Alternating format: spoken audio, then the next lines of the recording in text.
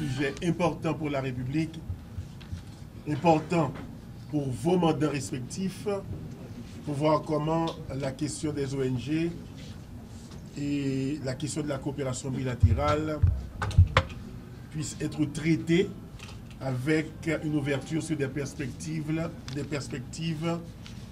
qui vont dans le sens des intérêts de l'État. Aussi avez-vous parlé de l'état des lieux des projets en cours 16-17. Nous sommes aussi prêts pour vous en donner un état des lieux. Je veux dire rapidement que le ministère de la Planification et de la Coopération externe, effectivement, comme vous l'avez dit, est un des ministères clés aux côtés du ministère de l'Intérieur, des collectivités territoriales, du ministère des Affaires étrangères et des cultes, qui accorde la reconnaissance par communiqué conjoint aux organisations non gouvernementales en Haïti. Au ministère de la Planification et de la Coopération externe est dévolu, en plus de ces deux ministères, un autre type de contrôle dans la régulation des ONG. Par exemple, comme vous l'avez bien dit, les organisations non gouvernementales qui sont des organisations d'aide au développement ou des organisations humanitaires sont là pour appuyer l'État. Mais appuyer l'État, si on fait une approche, vous n'allez pas voir beaucoup d'ONG dans des pays développés. Vous allez voir des organisations non gouvernementales d'aide au développement et d'aide humanitaire dans des pays en voie de développement ou dans un pays moins avancé comme Haïti, le seul PMA de la région. Ça ne veut pas dire que si on est là comme ONG d'aide au développement, ONG d'aide humanitaire qui appuie l'État, que ces ONG sont libres de faire ce qu'elles veulent. Parce que la régulation, comme vous l'avez dit, relève de la compétence de l'État. Vous avez évoqué l'article 28, qui traite des obligations des ONG, à savoir se conformer aux lois de la République, transmettre via le conseil départemental le programme et le budget d'investissement prévu pour l'exercice fiscal. Vous avez cité entre autres la présentation du rapport d'exécution des programmes et budgets, la soumission de l'avis de crédit, la notification de toute interruption dans l'exécution de programme. Si ces obligations ne sont pas remplies par les ONG, il y a les sanctions prévues par la loi, tel le retrait de la reconnaissance légale. Aussi, il y a d'autres sanctions des ONG qui sollicitent en exonération de tous droits et taxes auprès du ministère de la Planification et pour aller vers Finance pour qu'ils puissent dédouaner un tas de produits. Mais une fois ces requêtes obtenues au ministère de la Planification et de la Coopération externe, ce que fait la direction de coordination des activités des ONG, la DKONG dont la directrice est à ma droite et à ma gauche, ce que fait la DKONG, c'est d'étudier pour voir si ces ONG souscrivent aux obligations qui leur sont imputables et dans le cas contraire, on les sanctionne, on ne donne pas suite à ces requêtes. Parce que pour que la requête puisse être satisfaite, il faut que l'ONG souscrive aux obligations prévues par la loi. Aussi, doit-on dire que la question des ONG, c'est une question qui demeure un problème épineux à travers le monde, dans les pays en voie de développement. On doit se rappeler qu'un pays de l'Afrique a eu à dire, si vous n'allez pas dans le sens du gouvernement, si vous n'articulez pas vos programmes et budgets autour des priorités gouvernementales, on n'a pas besoin de vous. Qu'est-ce qui se passe dans le cas d'Haïti? J'ai pris cet exemple pour démontrer que le gouvernement est appelé à donner les lignes qu'il faut aux ONG.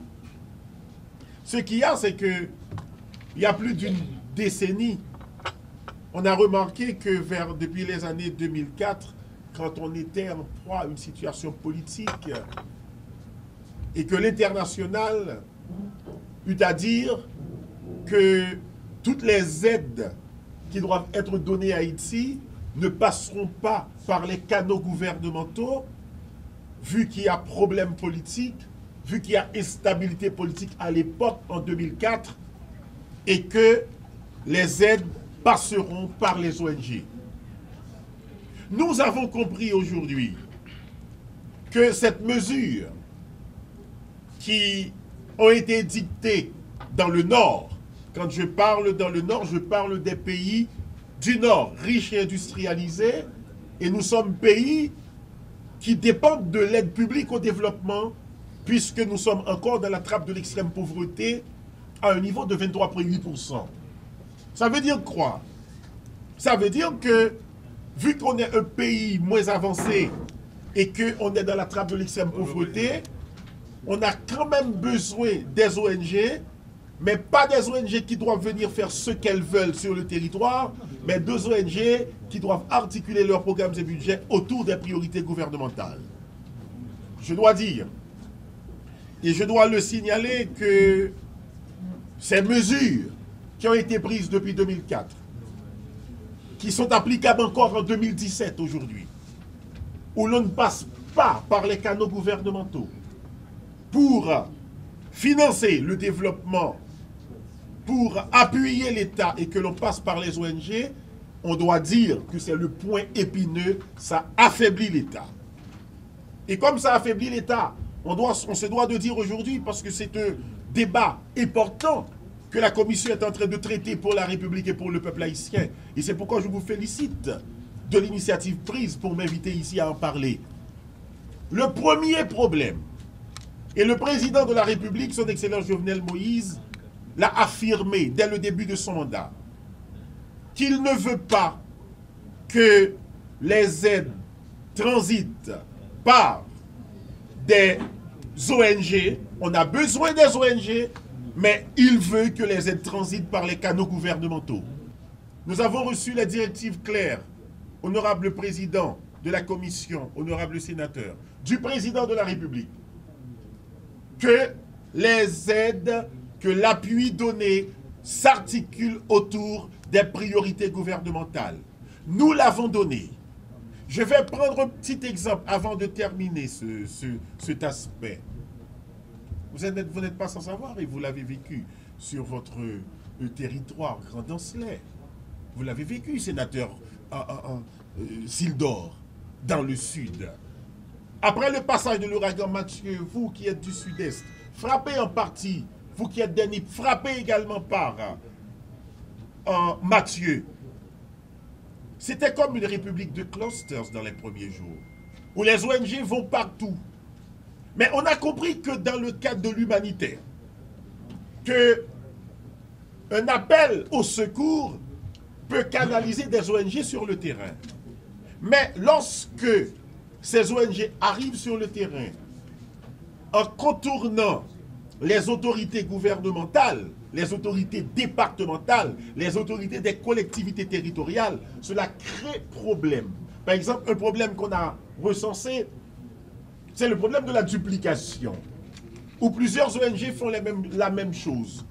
Mais nous autres, au ministère de la Planification et de la Coopération externe, après Mathieu, nous nous sommes réunis, et si on va sur le site du ministère, vous allez voir nombre de réunions qui ont été faites avant Mathieu et après Mathieu, avec l'ensemble des ONG, pour leur donner les directives claires, pour leur dire voilà ce qui doit se faire.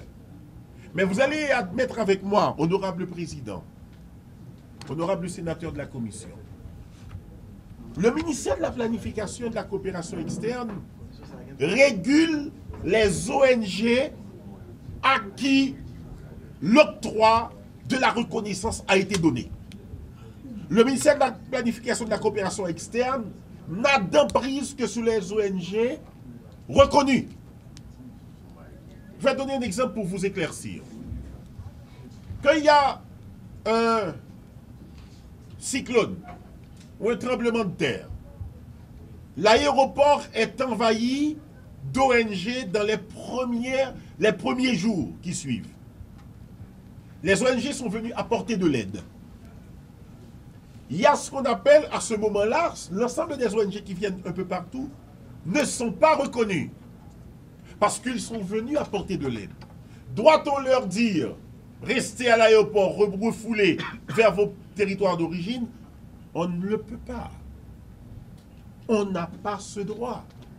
Ils sont venus apporter de l'aide dans une situation, dirait le sénateur Augustin, qui est juriste, une situation, un cas de force majeure, cyclone, tremblement de terre, tout ça, ce sont des cas de force majeure. Quand la personne est venue apporter de l'aide et du secours, on ne peut pas le refouler.